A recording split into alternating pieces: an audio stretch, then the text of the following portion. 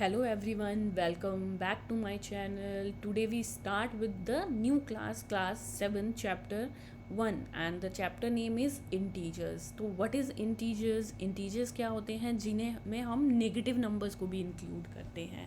तो इंटीजर पढ़ने से पहले हमें पता होना चाहिए कि हम नेचुरल नंबर पढ़ते थे. 1 2 3 सो ऑन चलते रहो पॉजिटिव साइड को, मतलब राइट साइड को. तो ये हो गए नेचुरल नंबर. बट अगर इसी नेचुरल नंबर में हम एक ज़ीरो लगा देते थे तो वो क्या हो जाते थे, होल नंबर्स. तो वो तो बात पॉजिटिव में रही. बट फिर आया कि नेगेटिव नंबर्स आर देयर. तो नेगेटिव तो कम होंगे ना, ज़ीरो से छोटे होंगे, लेफ़्ट साइड को मूव करेंगे. तो आ गया -1 -2 -3. तो ये सारे जब नंबर आपके ऐड होते हैं तो वो क्या बन जाते हैं, आपके इंटीजर. तो इसकी डेफिनेशन क्या बनती है, combination of whole numbers with negative numbers. ठीक है, तो हम इसको एग्जाम्पल के साथ लिखते हैं. -3 -2 -1 0 1 2 3 and the both direction in infinite number with the positive side and with the negative side. But हाँ, जब आप नंबर लाइन ड्रॉ करते हो तो पॉजिटिव आपका हमेशा राइट को होगा और नेगेटिव हमेशा आप लेफ्ट साइड को ड्रॉ करते हो. तो ये हो गया combination of negative numbers, positive numbers and with zero. तो ये तो बात है इंटीजर्स की. अब इसमें आपने क्लास 6 में इंटीजर्स पढ़े हैं, जिसमें आपने दो इंटीजर्स के बारे में पढ़ा था, एडिशन एंड सब्ट्रैक्शन के ऑपरेशंस के साथ. अब जो आपके 7th स्टैंडर्ड में है वो है मल्टीप्लिकेशन के साथ. थोड़ा सा रिकॉल करते हैं एडिशन एंड सब्ट्रैक्शन को भी. तो कुछ प्रॉपर्टीज़ पढ़ते हैं जिसमें हम मल्टीप्लाई और डिवीज़न भी सेम इसमें ऐड कर देंगे ताकि आपके एक चैप्टर 1 की इंट्रोडक्शन कंप्लीट हो जाए.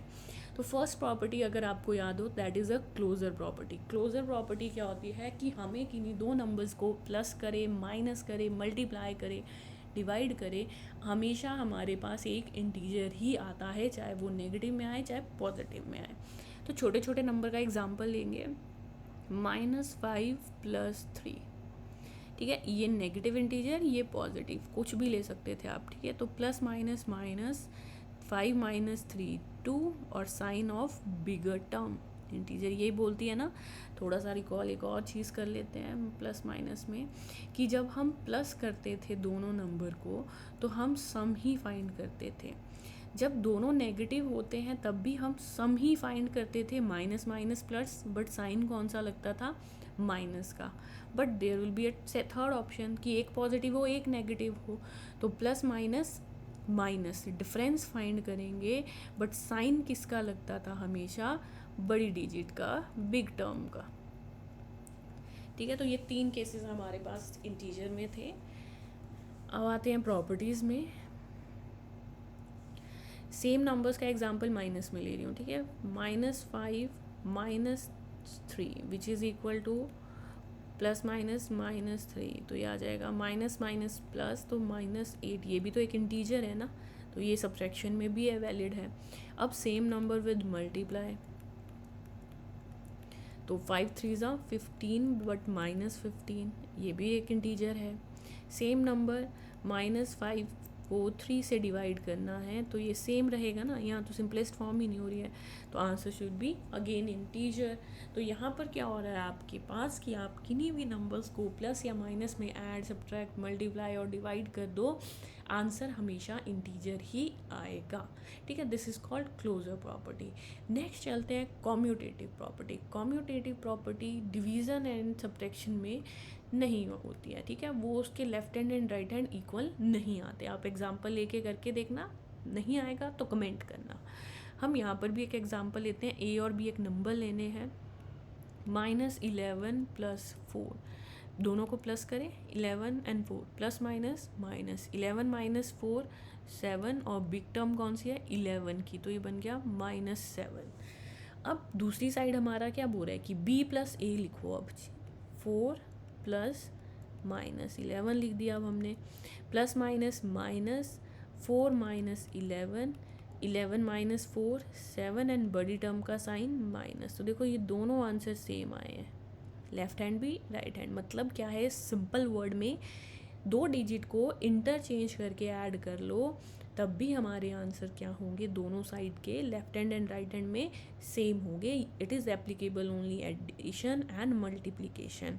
अब सेम नंबर मल्टीप्लाई में लेते हैं. -11 इंटू 4, 11 4 ज़ा 44, प्लस माइनस माइनस.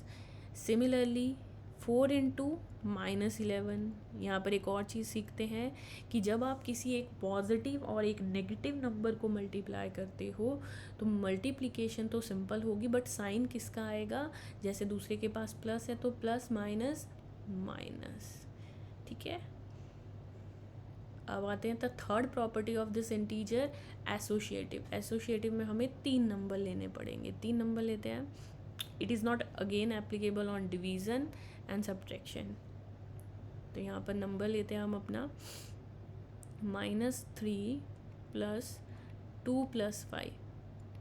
तो ये क्या आ जाएगा आपका, पहले आपको बॉड मास करना है, ब्रैकेट ओपन करना है. तो ये आ जाएगा -3, 5 + 2 7, प्लस माइनस माइनस 7 - 3 4.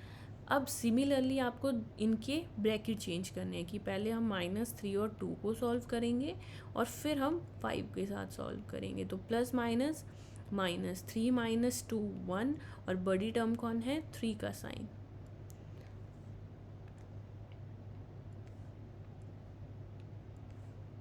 तो ये आ गया -1 और +5 x थर्ड नंबर था. Plus minus minus 5 - 1 is 4c. Both the numbers are same. तो it is associative in addition.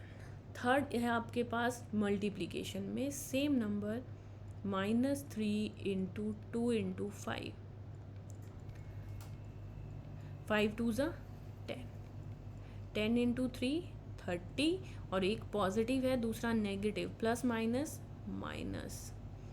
Similarly हम इनके ब्रैकेट चेंज कर लेते हैं. -3 को पहले 2 से मल्टीप्लाई करेंगे, बाद में 5 से करेंगे.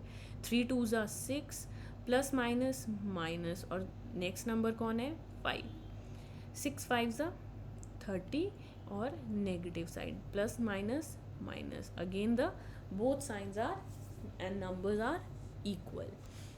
अब इसमें भी कैसे याद रखोगे आप, सी अभी हमने ये पढ़ा कि जब 2 साइन प्लस करते हैं तो सम ही करना होता है. माइनस होता है फिर भी हम सम करते हैं, बट साइन हम नेगेटिव लगाते हैं. जब 2 ऑपोजिट होते हैं तब हम डिफरेंस करते हैं, but sign of big term लगाते हैं.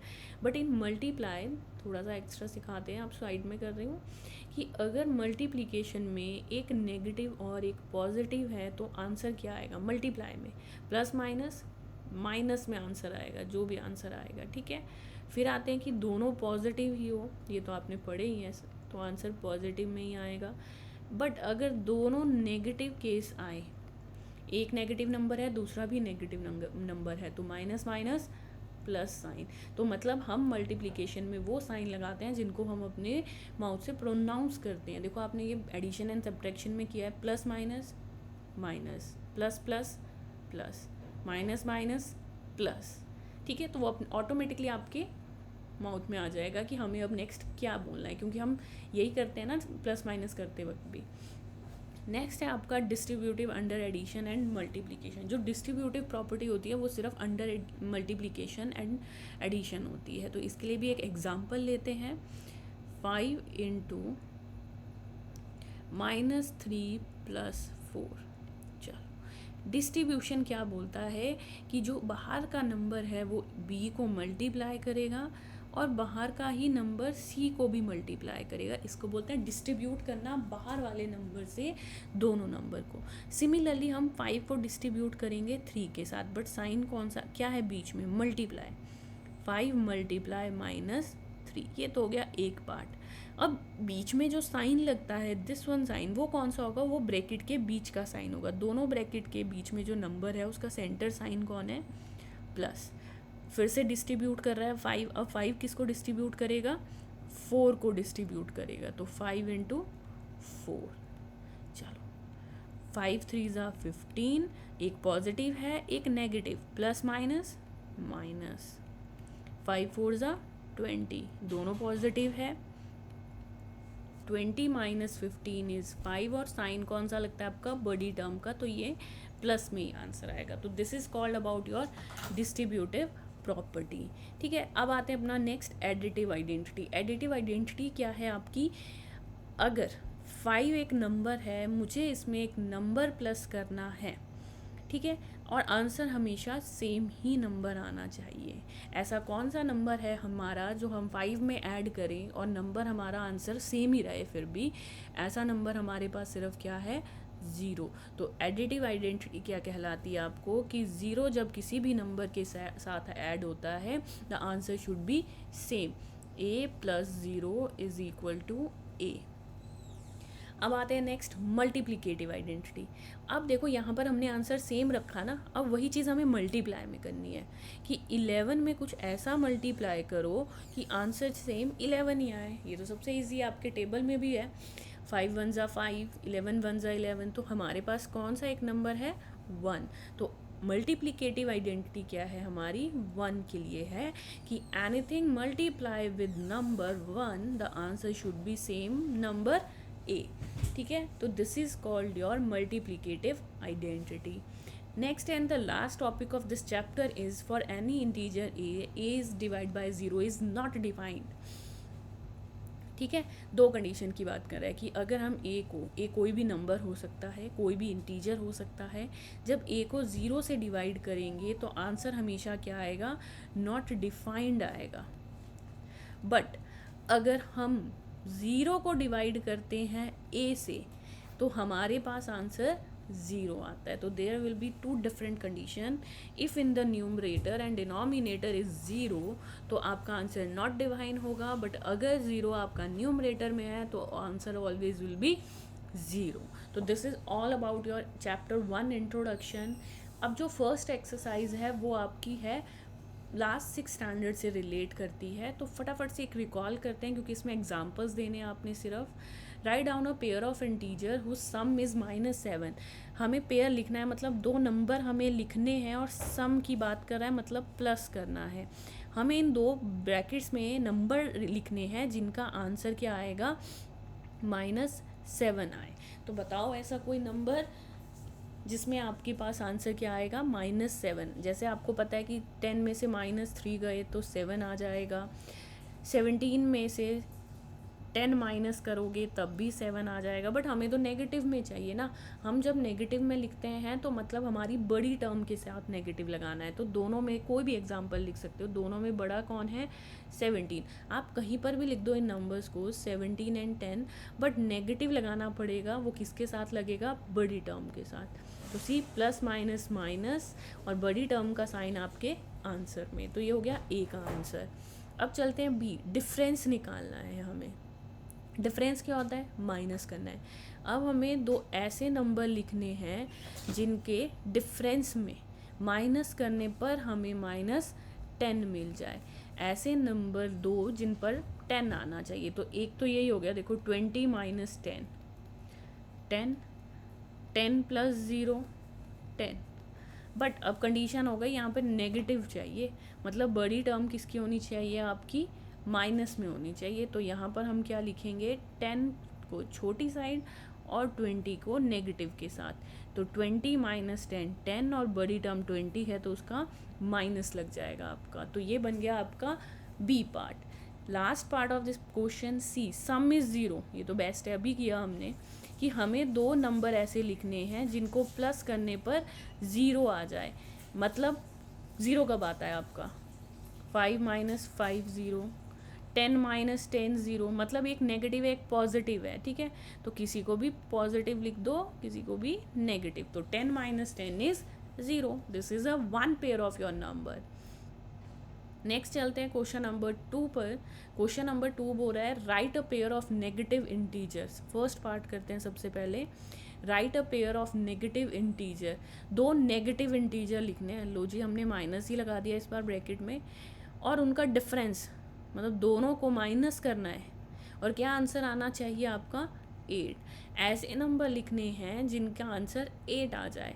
तो वो कौन से होंगे आपके, जैसे 10 - 2 8 आ जाएगा, 18 - 10 8 आ जाएगा, बट साइन हमेशा पॉजिटिव वाला लेना पड़ेगा ना, तो बड़ी टर्म देखो ये माइनस माइनस क्या बन जाएगी प्लस, तो इसको हम 18 लिख देंगे और दूसरे वाले नंबर को हम 10। साइन का थोड़ा सा ध्यान रखना पड़ेगा आपको, ठीक है।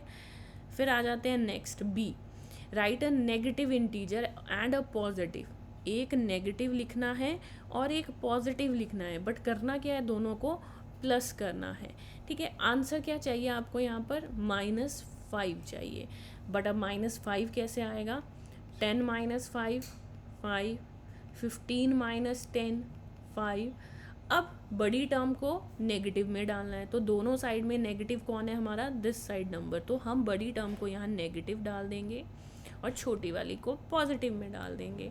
तो हमारे पास ऑप्शन बहुत है, हम उसमें से कोई भी पेयर लिख सकते हैं।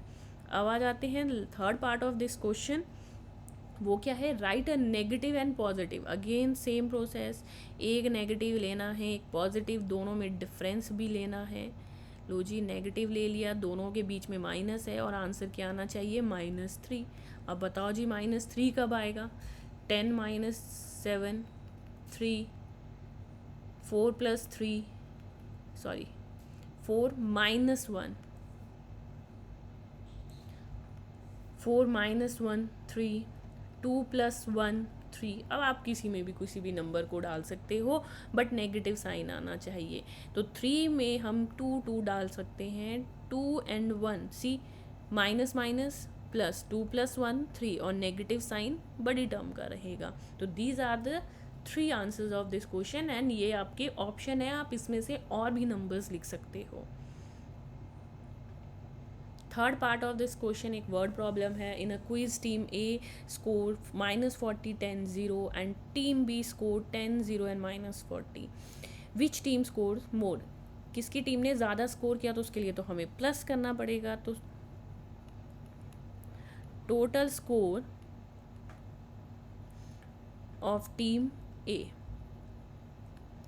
टीम ए का स्कोर है -40 + 10 + 0, तो ये क्या आंसर आ जाएगा, प्लस माइनस माइनस 40 - 10 30, और बड़ी टर्म आपकी क्या है, नेगेटिव की है। देखो -40 को 10 से माइनस करोगे तो 30 आ जाएगा, और बड़ी टर्म का माइनस का साइन।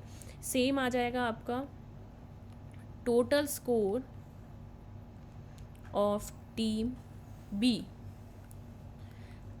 10 + 0 प्लस और -40, 0 से तो कोई फ़र्क नहीं पड़ेगा, प्लस माइनस माइनस 40 - 10 30, और बड़ी टर्म अगेन क्या है आपकी, नेगेटिव की।